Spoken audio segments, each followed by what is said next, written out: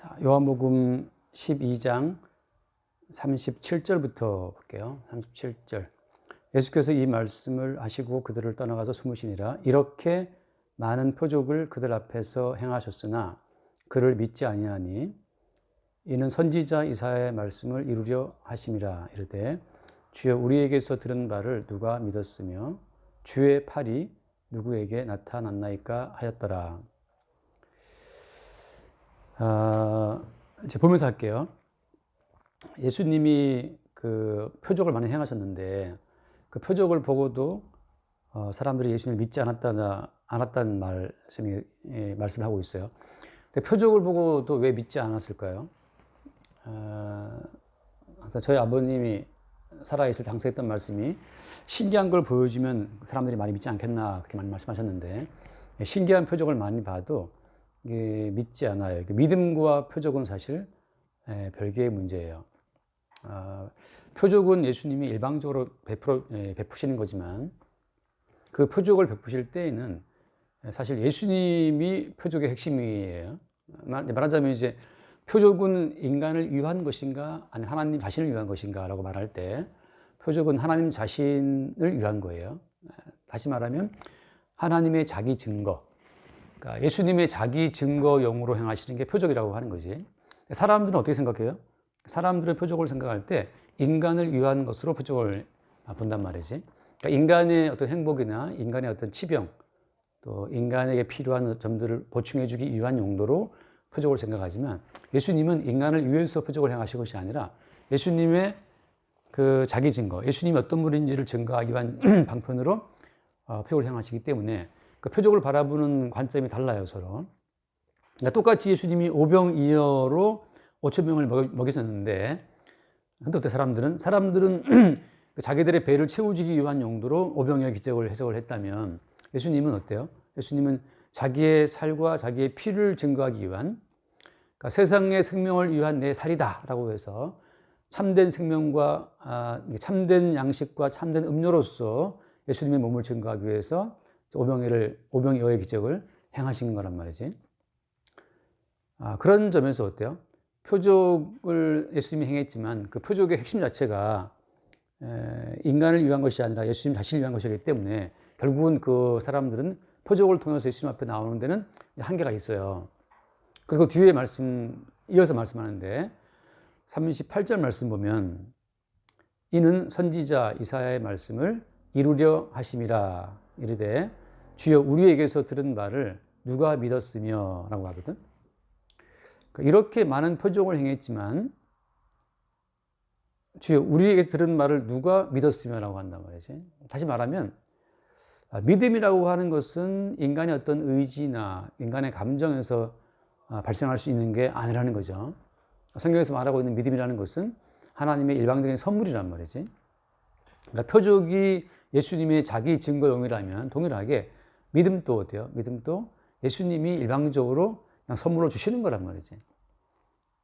그러니까 일방적인 주님의 선물이 믿음이라면 왜 믿지 않는다고 해서 심판하시는가? 또 우리 물어볼 수 있단 말이지. 믿음이 주님의 일방적인 선물이라면서 왜 믿지 않는다고 우리를 지옥에 말하십니까? 라고 물어본다면 답은 역시 마찬가지예요. 그 주님의 뜻이에요. 주님의 마음이에요. 그러니까 인간으로서는 사실 빠져나갈 구멍이 없는데 사람들이 계속해서 어때요? 계속해서 자기 자신에게 어떤 가치를 부여하고 자기들이 뭘 할 수 있다고 하는 그 여지를 늘 상상을 해요.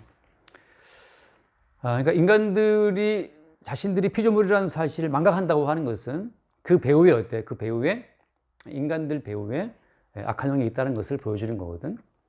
그러니까 인간이 피조물로서의 주제를, 신분을 수용해야 되는데 피조물이라는 그 한계를 인간은 수용하지 않고 하나님과 마주 앉아서 뭔가 이렇게 핑퐁 게임을 주고받으면 하나님께서 원하시는 걸 뭔가를 내가 채워드리면 하나님이 내가 채워드린 걸 받으시고 우리에게 뭔가를 준다라고 하는 그 생각을 품고 있다는 거지. 그러니까 하나님과 어떤 거래를 할 수 있다고 하는 그 생각 자체가 사실은 마귀적이에요. 피조물의 어떤 신분 자체를 벗어난 거지. 그러니까 어저께 잠깐 대화했는데, 그러니까 운명론이라는 거, 운명론이잖아요. 운명론. 그 운명론하고 에서와 야곱이 태어나기도 전에 하나님이 야곱은 사랑하시기로 또 에서는 미워하기로 하셨다라고 하는 그 말씀이 있잖아요. 그 운명론과 하나님의 예정과 어떤 차이가 있는 거지? 그 많은 분들이 어떤 운명론과 예정론의 차이점을 헷갈리는 분들이 많은데, 운명론과 그 예정론의 그 결정적인 차이점이 어디에 있냐 하면 초점이 예수께 있다는 거예요. 초점이 인간에게 있으면 운명론이에요. 근데 초점이 예수께 있으면 그건 예정론이라고 하는 거지. 그러니까 다시 말해서 하나님은 예수 그리스도를 위해서 모든 만물 자체를 기획하시고 모든 만물을 창조하시고 운영하시는데, 인간은 그 정말 당치도 않게 인간이 어떤 인간 자체가 만물의 주체라고 하는 의식이 인간에 들어와서 인간을 중심에 두고 모든 만물을 해석하는 거예요. 왜 결혼을 했는가? 왜 아이를 낳는가? 왜 늙는가? 왜 병드는가? 왜 죽는가? 라고 할 때 인간을 중심에 두고 자기의 인생을 해석하다 보면 답이 안 나와요. 결국은 뭐냐? 답은 하나. 답은 결국은 뭐냐 하면 어차피 죽을 거 그냥 죽자 하고 이제 자살하는 것밖에 없단 말이지. 그 순간순간 주어지는 어떤 눈앞의 기쁨을 누리다가 마지막은 자살이지 뭐. 왜냐하면 살아봐야 결국은 죽으면 돼요. 살아서 뭐 하냐 말이지. 그러니까 내가 고등학교 때, 내가 고2 때부터 심각하게 그게 붙들려가지고 참 고생 많이 했는데, 그 허무주의에 붙들려가지고 어차피 죽을 건데 대학은 왜 가며 취업은 왜 하면 왜 살아? 어차피 죽을 건데. 그러니까 그 더 공부해야 되고 더 살아야 될 그 어떤 이유가 도대체 들어오지 않으니까 그렇게 좀 허무할 수밖에 허무하더라고. 그 고2 때부터. 그러니까 그때부터 많이 망쳤지. 많은 것들을 좀 헤맸는데, 근데 그 내가 중심이 되어서 내 인생을 해석한다라고 하는 그 관점이 그게 마귀적이라고 하는 거예요. 마귀적이라는 거죠. 마귀가 뱀이 아담과 하와를 미혹해서 선악과를 먹으면 너의 눈이 밝아서 하나님과 같이 된다라고 하잖아요. 그러니까 you will become like God. 하나님처럼 될 것이다라고 하는 거. 어떻게 해서 눈이 밝아졌어. 근데 이게 무슨 말이에요?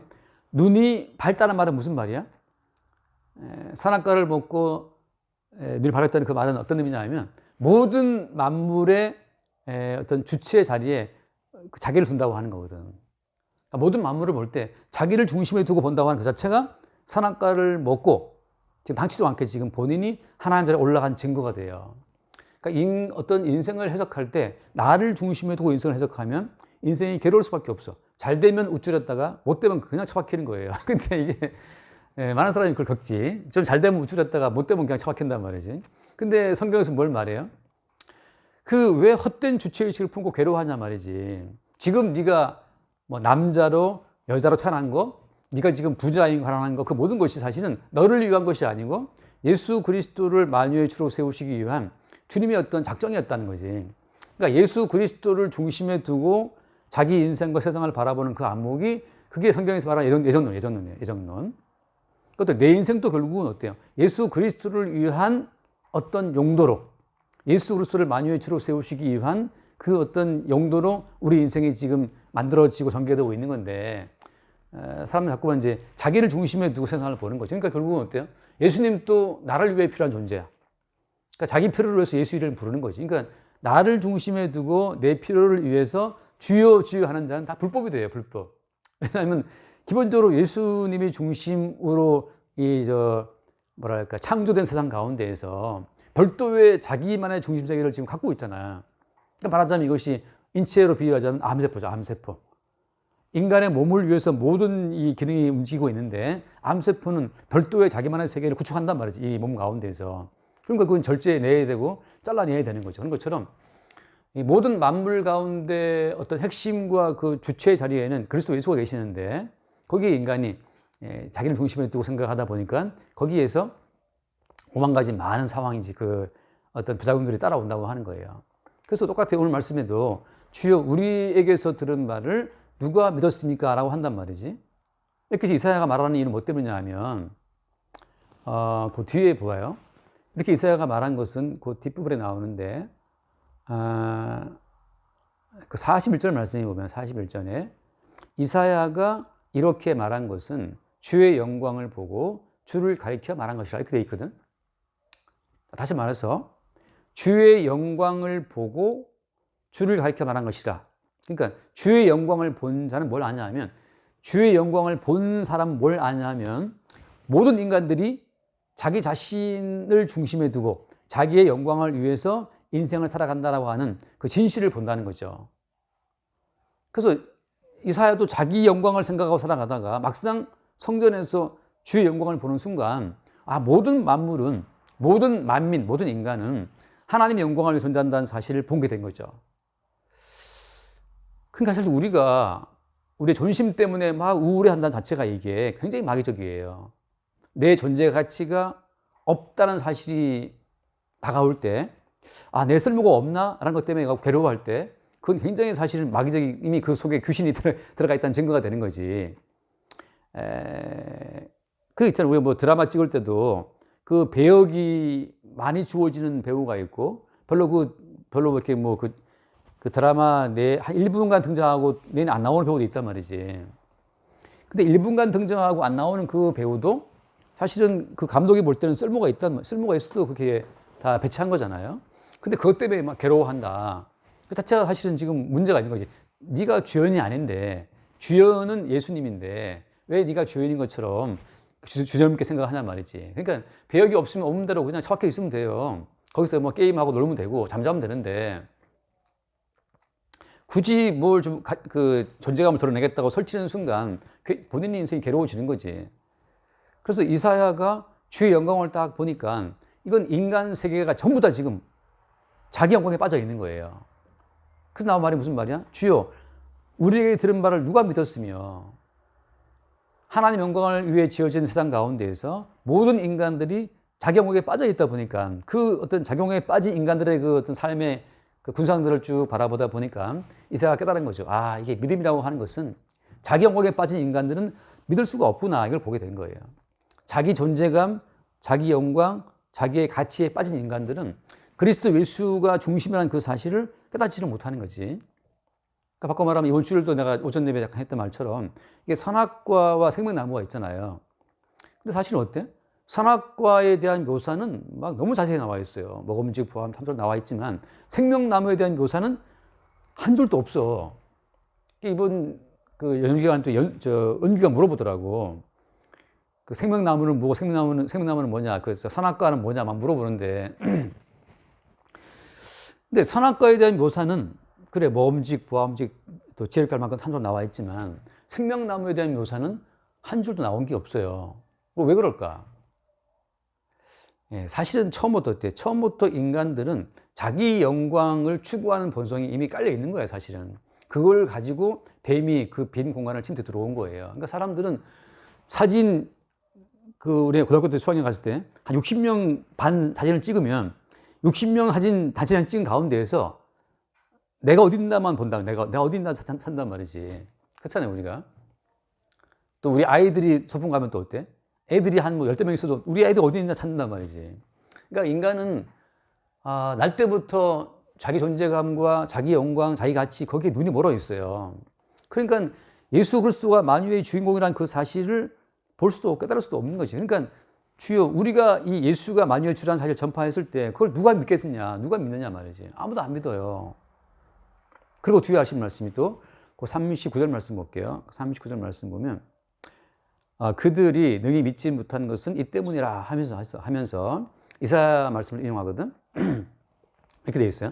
그들의 눈을 멀게 하시고 그들의 마음을 완고하게 하셨으니 이런 그들로 하여금 눈으로 보고 마음으로 깨닫고 돌이켜 내게 고침을 받지 못하게 하려 함이라. 이렇게 되어 있거든. 이게 참 아이러니한 말씀이라고. 왜냐하면 정말 하나님이 인간의 구원에 관심이 있다면 인간의 눈을 밝게 열어서 예수가 구원자라는 사실을 다 보게 하고 믿게 해야 되는데, 오늘 무슨 말씀이냐면 그들의 눈을 멀게 하시고 마음은 완고하게 하시고 눈은 못 보게 하시고 귀는 못 듣게 하시고, 그렇게 말씀하고 있단 말이지.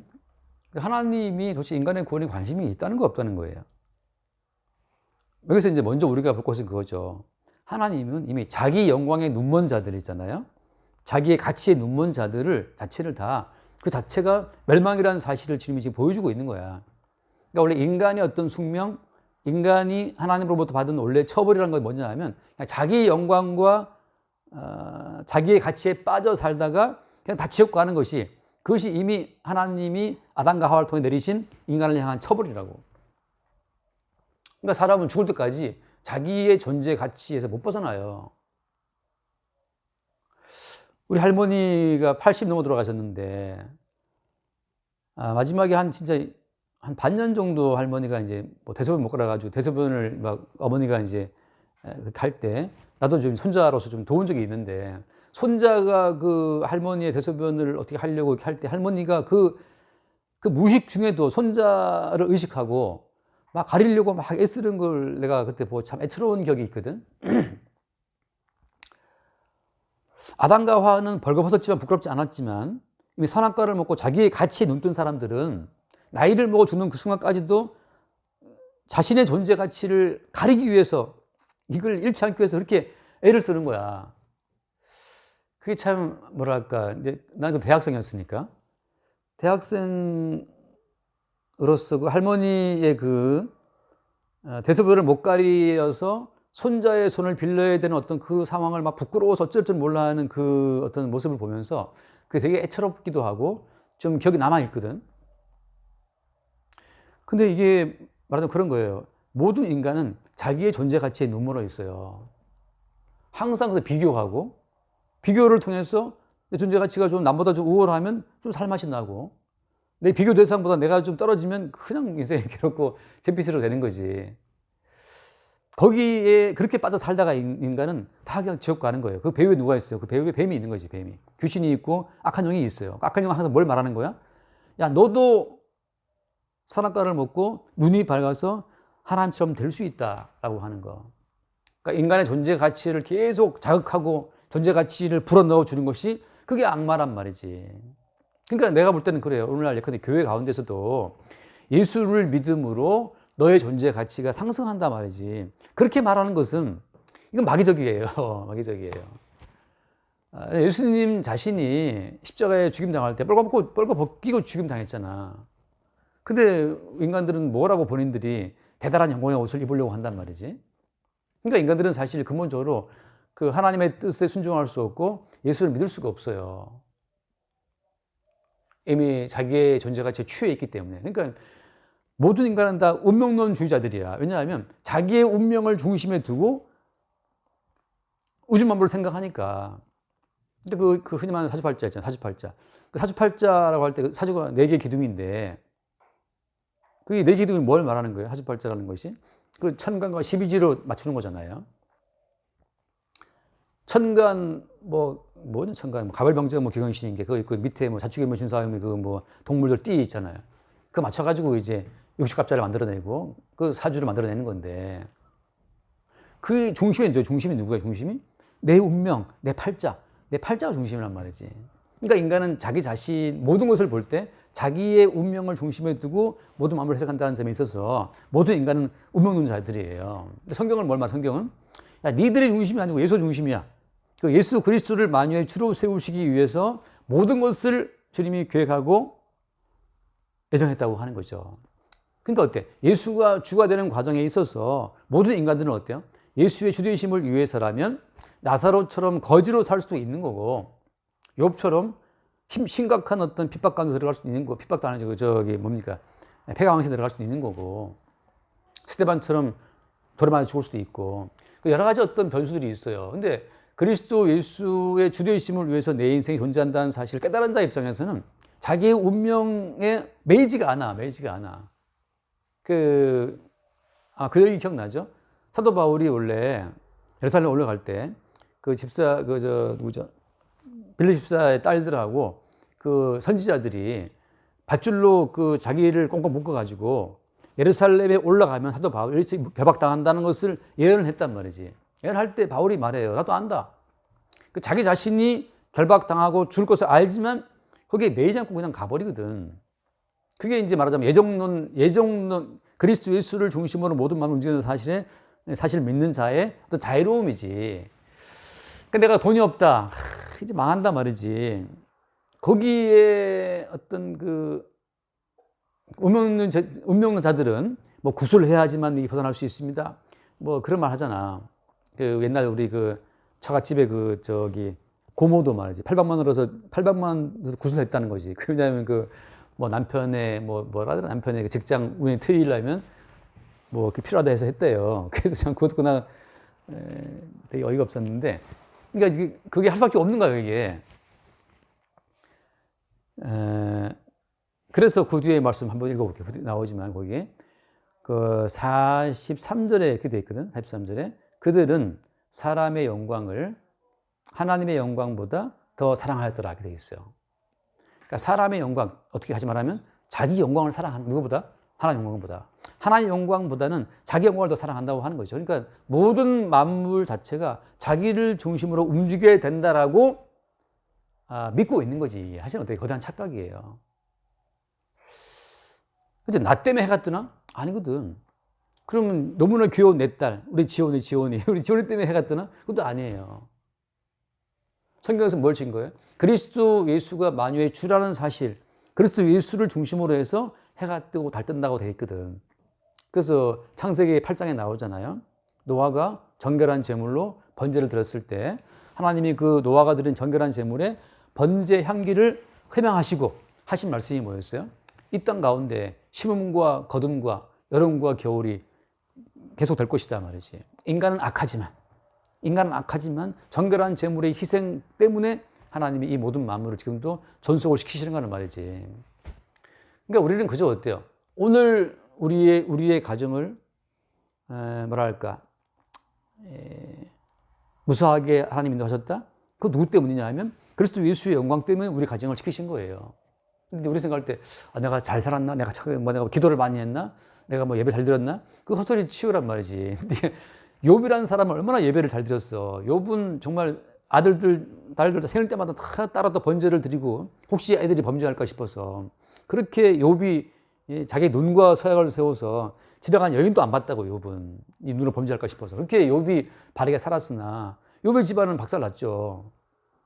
인간의 행위를 중심으로 해서 하나님이 인간을 대우하는 게 아니라는 거죠. 그게 뭐냐? 그리스도 예수의 주되심, 그리스도 예수를 주로 세움으로 말미암아 하나님 영광을 얻기 위해서 모든 마음을 운영하시는 건데 우리는 너무 조마조마한 거야. 그래도 우리 집안 망하는 것은 아닌가? 망해봐야 마지막은 뭐 죽는 건데 우리는 항상 우리 자신의 어떤 개인적인 운명을 걱정하면서 예수를 그러니까 안타깝게 바라보는 거죠. 그게 우상 숭배인데. 그러니까 오늘 주님 말씀, 이 말씀 뭐냐면 많은 표적을 행했지만 그들이 안 믿더라. 왜 안 믿냐 하면 예수님이 무엇을 해도 그것을 자기를 위한 것으로 해석하고 있으니까 믿을 수가 없는 거예요. 결국 다 자기 자신만을 믿는 거지. 자기 자신만을 믿기 때문에 어때요? 자기를 믿기 때문에 예수를 믿어도 자기를 위한 믿음이기 때문에 예수를 위한 그 믿음이 우상 숭배로 판정되는 거야. 그러니까 예수를 믿고 뭐 기적을 행하고 병자를 고치고 구제를 하고 선지자 노릇을 한다 하더라도 그게 자기를 중심에 두고 했기 때문에 다 불법이 되는 거예요. 그러니까 아까 내가 하는 말처럼 그냥 오늘 하루 그리스도 예수께서 만유의 주되심을 증거하는 용도로 오늘 나를 살게 했다라고 한다면 오늘 내가 편하게 먹고 마시고 살아도 그것으로도 충분히 영광이 되는 거예요. 그래서 오늘 끝으로 한 번 더 말씀 볼게요. 어디가 있냐? 38절 한 번 더 볼게요. 38절. 선지자 이사야의 말씀을 이루려 하시며 이르되 주여 우리에게서 들은 말을 누가 믿었으며 주의 팔이 누구에게 나타났나이까 하였더라. 자, 주의 팔이라고 하는 거 결국은 무슨 말이에요? 주님의 팔이 그들을 붙잡아서 끄집어내지 않는 한 인간은 자기 중심의 세계에서 빠져나올 수가 없어요. 다 인간은 자기의 세계에 갇힌 자들이야. 그러니까 주의 팔이 쑥 나타나가지고 우리를 잡아서 이 나중심적인 세계에서 우리를 잡아 끌어내지 않으면 아무도 주님의 구원을 받을 자가 없다고 하는 거지. 그러니까 주의 팔에 의해서 끄집어냄을 당하고 보니까 그때 어때요? 나의 중심의 세계에서 밖으로 끄집어내서 바깥에 나와서 보니까 비로소 저것이 나중심적인 세계였다는 사실이 그때 보이는 거지. 이게 가끔 내가 말하는 아주 잠깐이에요. 아주 잠깐. 성령으로 말미암아 주의 팔이 우리를 끄집어냈을 때 그때 우리는 잠깐이지만 나중심적인 세계에서 빠져나와서 객관적으로 나를 보게 돼. 그리스도 예수의 중심 관점으로 내 가정을 보게 되고 남편을 보게 되고 아들, 딸들을 보게 되죠. 내 인생을 보게 되는 거지. 그래서 내 인생은 결국 그리스도 예수의 살아계심을 증거하기 위한 용도로 내 인생이 이렇게 흘러왔다는 사실을 그때 보게 되는 거예요. 근데 그때 그렇잖아요. 우리가 애굽이라고 하는 거대한 나라에서 이스라엘 백성들이 출애굽할 때는 그지 빠져나올 때는 어떻게 빠져나왔어요? 그게 자기 힘으로 못 나온다고. 워낙 바로가 강하기 때문에. 그러니까 마귀가 강하기 때문에 못 빠져나와요. 어떻게 나와서 마지막에 어린 양을 죽여서 그 피를 설주와 임방에 발라서 장자가 싹 다 죽어버리는 그 죽음, 완전 그냥 죽음 천지를 맞는 상태에서 그때 그 어린 양의 피로 말미암아서 살아나온단 말이죠. 그러니까 항상 주의 팔이 우리에게 역사할 때에는 어린 양의 피라고 하는 거, 십자가에 죽임당하신 예수로서의 그 죽으심을 앞세워서 우리를 구출한다는 그 사실을 주님이 증거해 주고 있단 말이지. 그러니까 그 사실은 뭘 보여주는 거냐면 사실은 우리의 평상시의 모든 삶 자체가 끝없이 어린 양을 죽이는 사건이라는 것으로 보여져요. 왜냐하면 그렇잖아. 우리가 나도 마찬가지지만 우리는 그냥 본능적으로 나를 생각하거든. 낙용심적으로. 우리는 나만 생각하는 것이 우리 인생이에요. 근데 나만 생각하기 때문에 어때? 나만 생각하기 때문에 그 뒤에 말씀 보면 나오지만 42절 말씀에 그러나 관리 중에도 그를 믿는 자가 많되 바리새인들 때문에 드러나게 말하지 못하니 이는 출교를 당할까 두려워합니다. 결국은 그 인간의 세계에서 그 인간의 집단이죠, 그죠? 아파트 그 분여회에서 아파트 애견마을 무리 가운데에서 왕따 당할까 싶어서 그게 두려워서 예수 그리스도를 믿는 그 믿음의 티를 낼 수가 없는 거지. 이게 너무 쫄리는 거야, 이게. 여기서 아웃당하면 큰일인데. 그 결국은 뭐냐 하면 우리는 사람의 영광을 무식하는 거예요. 나 자신 때문에. 그래서 어때? 마지막에 예수를 십자가에 못 박아라 외치는 그 이유는 뭐 때문이냐? 예수를 못 박으라고 하는 그 무리에 섞여 있어야 내 존재감이 안도감을 얻고 지켜진단 말이지. 차라리 누굴 놔달라 그래? 차라리 바라바를 놔라 말이지. 바라바를. 살인강도 바라바를 놔주고 예수를 죽여라고 하는 그 무리에 내가 속해 있어야만 나는 군중 가운데서 안정감을 얻게 돼요. 그게 인간의 본성이에요. 그러니까 결국은 모든 인간은 예수의 십자가 사건의 주범들이야. 그러니까 우리가 우리의 세계에 빠져 있을 때 그것이 바로 뭘 의미하는 것이냐? 이래서 결국 우리는 내 세계를 부정하는 예수를 십자가로 이렇게 밀쳐버릴 수밖에 없다는 사실을 그때 보는 거죠. 나의 알량한, 나의 안정적인 내 세계를 지키기 위해서 우리는 예수를 저리 밀어버려야 돼. 잠깐 예수님 잠깐만 가 계세요 좀.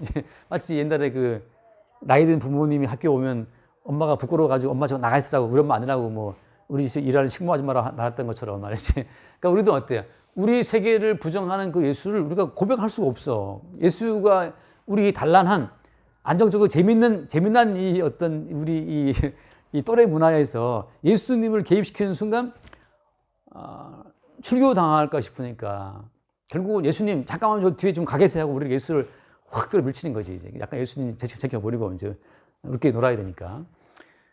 그것이 우리 인간의 본성이라고 하는 거예요. 그러니까 우리의 힘으로는 절대 빠져나올 수 없어요. 주의 팔이 우리를 붙잡아서 나와라고 할 때 그때 우리는 그 예수 그리스도의 팔에 생채기를 내면서 예수의 팔을 핥히면서 할 수 없이 나와 보니까 이게 구원된 거죠.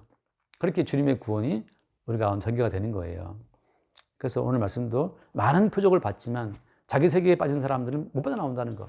무엇을 주님이 줘도 있잖아요. 남편을 줘도 내 것으로 아내를 줘도 내 걸 끌어들이고 자식을 줘도 내 걸 다 주신 분은 주님인데 우리는 다 그걸 다 갖고 자기 소유로 만들고 내 세계를 구축해, 내 세계를. 그러니까 뭐 이웃도 다 주님 주신 건데 주신 분은 안 보여. 일단 주시면 이제 끝이야. 다 내 거로 다 소화돼 버리죠. 그러니까 우리는 잘 빠져나올 수가 없어요. 그러니까 이렇게 말씀 나누는 시간 이럴 때 또 주님이 일으킨 어떤 사건 속에서 잠깐 우리는 깨어나는 거지. 참 인간은 빠져나올 수가 없어요. 그러니까 결국은 구원의 주님이 우리 인생을 끌어가시는 그 순간순간마다 구원은 죽게 있는 것이구나를 또 새롭게 알아가는 거죠. 여기까지 합시다. 기도하고 마칩시다.